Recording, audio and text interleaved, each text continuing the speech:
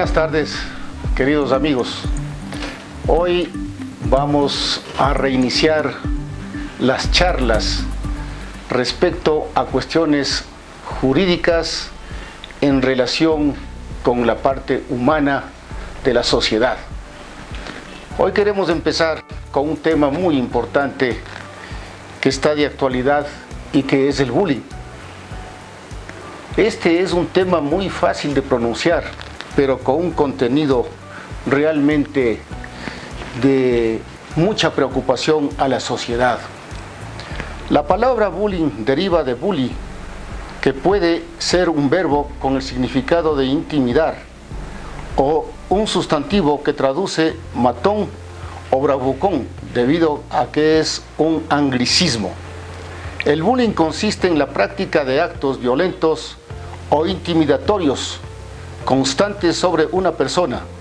Puede ser realizado por una o varias personas con el propósito de agredir, que hace sentir insegura a la víctima, o para entonces entorpecer su desenvolvimiento en la clase.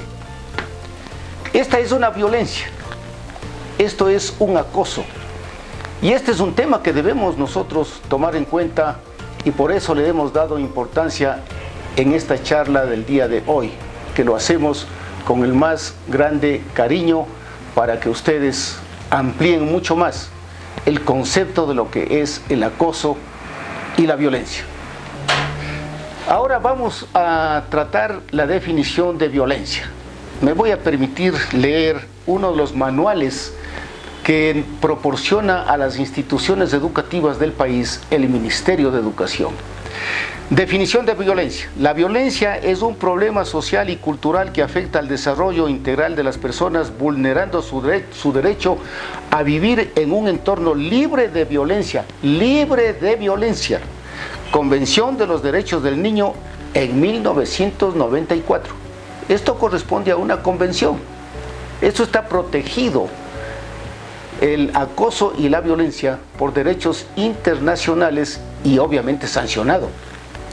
La Organización Mundial de la Salud define la violencia como el uso intencional de la fuerza o el poder físico, de hecho o como amenaza contra uno mismo, otra persona o un grupo o comunidad, que cause o tenga muchas probabilidades de causar lesiones, muerte, daños psicológicos, trastornos del desarrollo o privaciones.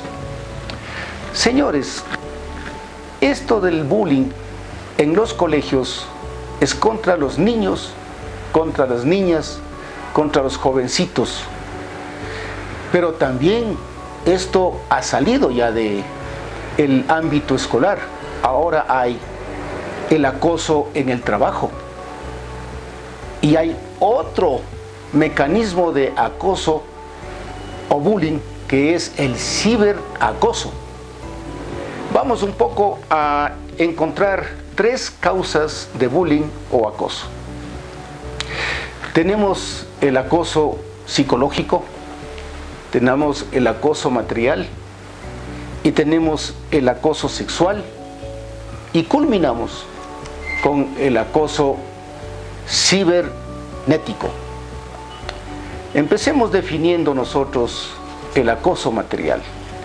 El acoso material es cuando las personas mayores intimidan y golpean al individuo para hacerle sentir inferior. Tenemos el acoso psicológico. Empiezan a ponerle sobrenombres, empiezan a buscarle defectos, y a estos niños les van acabando psicológico, les van disminuyendo. Tenemos nosotros el acoso cibernético, que es la información negativa que le mandan a su compañero, a sus correos electrónicos, mediante mensajes, y les tratan mal, les acusan, les dicen una cantidad de términos que no corresponden. ¿Qué consigue el agresor? ¿Qué consigue el acosador? Sentirse bien. Al intimidar a su enemigo, en su mente él considera un enemigo a su víctima, lo que está haciendo es que él se sienta psicológicamente bien, un poderoso, mientras a la otra persona le ha disminuido psicológicamente. He querido dejar para el último un tema muy importante que al momento se está dando en nuestra comunidad educativa a nivel nacional, que es el acoso con consecuencias de tipo sexual.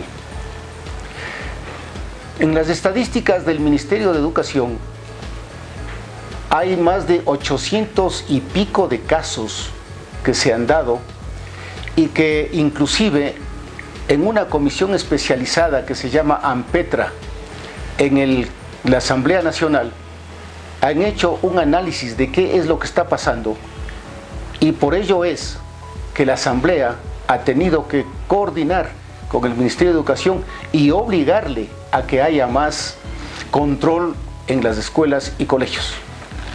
El Ministerio de Educación, amparado en la Ley de Educación, ha logrado establecer protocolos y reglamentos que protejan al menor agredido y se pueda judicializar inmediatamente, solamente con simple sospecha, al agresor y llevado a la Fiscalía para que inmediatamente tome a cargo el Estado y pueda investigarse inmediatamente para que no siga revictimizándole a la víctima, en este caso el niño o la niña, porque no solamente son las niñas, son los niños también. Y bueno, no hablemos solamente de niños, hablemos también de jóvenes. Hay el chantaje sexual por estos enfermos que hacen tanto daño. Y existen las leyes, tanto en el Código Penal como en los reglamentos y en los convenios internacionales. Y este es un delito que no prescribe.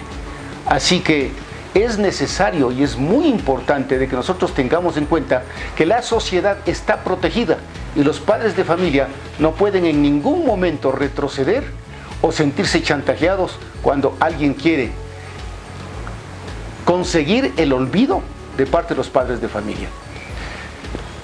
Hay rutas, uno de los protocolos del Ministerio de Educación se llaman rutas. Las autoridades, el rato que tengan una simple sospecha, tienen que inmediatamente intervenir, protegerle al alumno y aislarle del supuesto agresor. Una vez que le aíslan, inmediatamente interviene el Ministerio de Educación, la Fiscalía se investiga y si es que se encuentra indicios, va detenido el agresor. La Organización Mundial de la Salud define la violencia sexual como todo acto sexual, la tentativa de consumar un acto sexual, los comentarios o insinuaciones sexuales no deseados, o las acciones para comercializar o utilizar de cualquier otro modo la sexualidad de una persona mediante coacción por otra persona, independientemente de la relación de esta con la víctima, en cualquier ámbito, incluidos el hogar y el lugar de trabajo. Las formas de violencia sexual que pueden presentar contra niños, niñas y adolescentes pueden ser las siguientes. Pongan atención, por favor, lo que vamos nosotros a decir. Este es un manual del Ministerio de Educación. Toqueteos, caricias, manoseos o acercamientos consentidos o no por parte de una persona adulta hacia un niño, niña o adolescente. Estos toqueteos pueden ser sobre cualquier parte del cuerpo y no exclusivamente en zonas íntimas, como los pechos, áreas genitales o nalgas. Forzar a que un niño, niña o adolescente toque las partes íntimas de la presunta persona agresora u otros compañeros o compañeras. Hacer comentarios de índole sexual respecto a su cuerpo o apariencia. Uso de palabras eróticas, propuestas verbales sexuales, intenciones eróticas, sexualizadas que sobrepasan los límites emocionales apropiados entre adultos con los niños, niñas y adolescentes, contar intimidades sexuales de la pareja, convertir al estudiante o a la estudiante en confidente emocional. La invención de juegos con la finalidad de que los estudiantes o el estudiante muestre o toquetee partes de su cuerpo. La solicitud de favores sexuales a cambio de calificaciones o pases de año. Pongan atención, por favor. Esto está ocurriendo. producción de material pornográfico utilizando a niños, niñas y adolescentes o la exposición, facilitación de pornografía a niños, niñas y adolescentes, espiar al estudiante o a la estudiante cuando se encuentra en el baño o mientras se cambia de ropa, solicitar o llevar a cabo encuentros con finalidad sexual fuera de la institución educativa, insinuaciones o comentarios con respecto a su vida o prácticas sexuales privadas. Entonces, queridos amigos, yo creo que esto es muy poco de lo que en este programa hemos podido tratar o estamos tratando, pero no quiero concluir con indicarles una vez más de que los niños, niñas y jóvenes están protegidos por el Estado, están protegidos por los reglamentos y especialmente por las leyes, la Constitución y los convenios internacionales. No puede escaparse el agresor. Es más, si es que el colegio no interviene y no denuncia inmediatamente al Ministerio de Educación a través de los distritos, está cometiendo una falta grave que puede provocar que sea cerrada la institución. Si es que el colegio no es claro al informarle a usted de que ya va a aislarle del agresor a su niña o niño, no le crea. Ese rato tiene que aislarle delante suyo y tomar medidas inmediatas. Usted no puede esperar ni un solo segundo y no se deje chantajear. Es muy importante de que usted sepa que hasta puede ser clausurada la institución si es que no ha tomado las medidas adecuadas para que se respete la dignidad de su niña, niño o adolescente. Estas leyes no solamente protegen dentro de la institución educativa, también protege dentro del ámbito laboral. Cuando el compañero más fuerte o el compañero más simpático o el jefe, valiéndose de su autoridad y porque le paga un sueldo, le pide favores sexuales, también es un acoso. Y eso es una forma de violencia. Y eso tiene que ser combatido.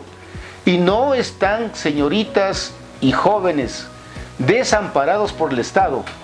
Como les decía, las leyes, la Constitución y convenios internacionales protegen este hecho de degradación humana que es el acoso y la violencia sexual. Ahora, para ratificar la protección del Estado a la sociedad y especialmente a los padres de familia y a las jóvenes y jóvenes que son acosados y sufren esta violencia, quiero leerles lo que dice este manual respecto de las tipologías según la relación entre la víctima y la persona agresora. Violencia intrafamiliar. En el artículo 155 del Código Integral Penal, en relación a la violencia contra la mujer o miembros del núcleo familiar, se considera violencia toda acción que consiste en maltrato físico, psicológico o sexual ejecutado por un miembro de la familia en contra de la mujer o demás integrantes del núcleo familiar. Se consideran miembros del núcleo familiar a la o al cónyuge, a la pareja en unión de hecho o unión libre, conviviente, ascendientes, descendientes, hermanas, hermanos, parientes, hasta el segundo grado de afinidad y personas con las que se determine que el procesado o la procesada mantenga o haya mantenido vínculos familiares, íntimos, afectivos, conyugales, de convivencia, noviazgo o de cohabitación. Este modo de violencia afecta especialmente a niños, niñas y adolescentes, ya que puede ser ejercida por cualquier miembro del núcleo familiar: padre, madre, padrastro, madrastra, hermanos, hermanastros, tíos, parientes que vivan en la casa. Y puede presentarse en dos formas: forma activa, abuso físico, psicológico o sexual, y forma pasiva, negligencia o abandono. En esto quiero yo recalcar a la sociedad, a mis queridos amigos, de que también, conociendo de un hecho, no lo denuncie o no trate de protegerlo por omisión, está también cometiendo un delito. está abandonando a esa persona a que siga agredida. Pongo un caso. Algún rato fui por la fiscalía y conversaba una fiscal del sur de la ciudad de acá de Quito y decía que está muy preocupada. Y yo le digo, ¿de qué está preocupada?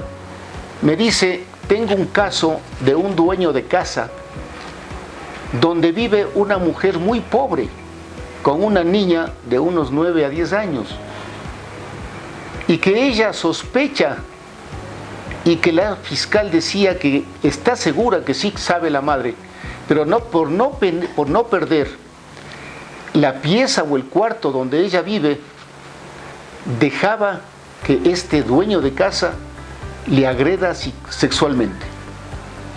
Miren ustedes, queridos amigos, ahí está un caso de abandonar a la víctima en manos del verdugo, en manos del agresor. Y eso está pasando. Y el gobierno, el Estado, no se preocupa en investigar más.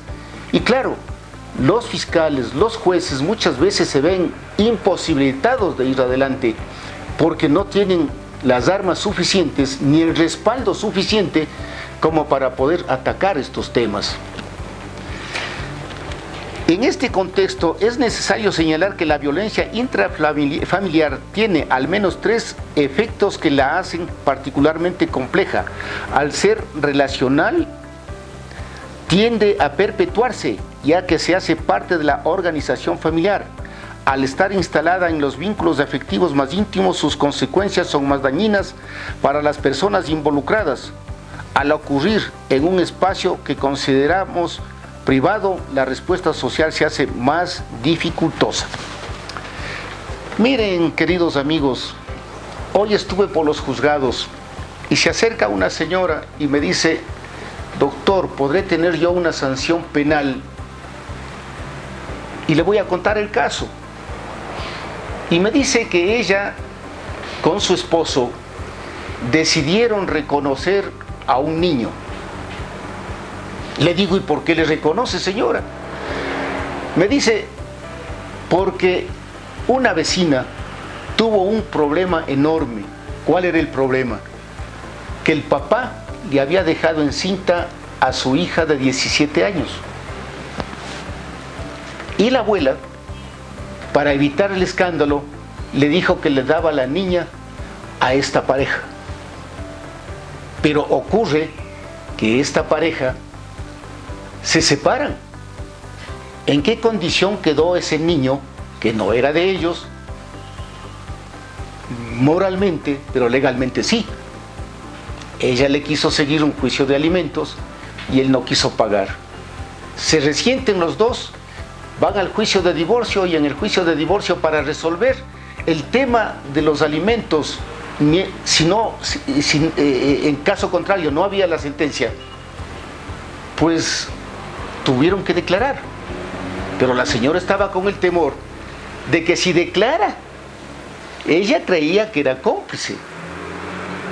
Entonces la consulta era si ella iba a ir presa o no iba a ir presa. Miren ustedes estos casos de omisión que existen, justamente porque la sociedad no está educando bien a su gente, no están fortalecidos los valores, los principios. Y ahora miren el problema que está ocurriendo. Se separa la pareja y ahora están arrepentidos de haberles reconocido. Están abandonándole a esta persona que le reconocieron como hijo. Mientras la madre natural, por otro lado, fue a espaldas de su madre, abuela del niño, a reconocerle al niño.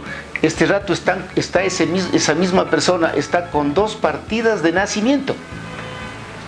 Entonces miren los casos que se van presentando, queridos amigos, y la verdad es de que sí creo que el Estado debe de alguna manera tomar cartas en el asunto. Por ser de actualidad, quiero referirme a un tema que ya manifesté al comienzo de esta charla, de esta exposición, mis queridos amigos, y que es lo más moderno y se refiere al ciberacoso. Quiero que me permitan leer una vez más el manual del Ministerio de Educación, que está dentro del marco teórico referencial.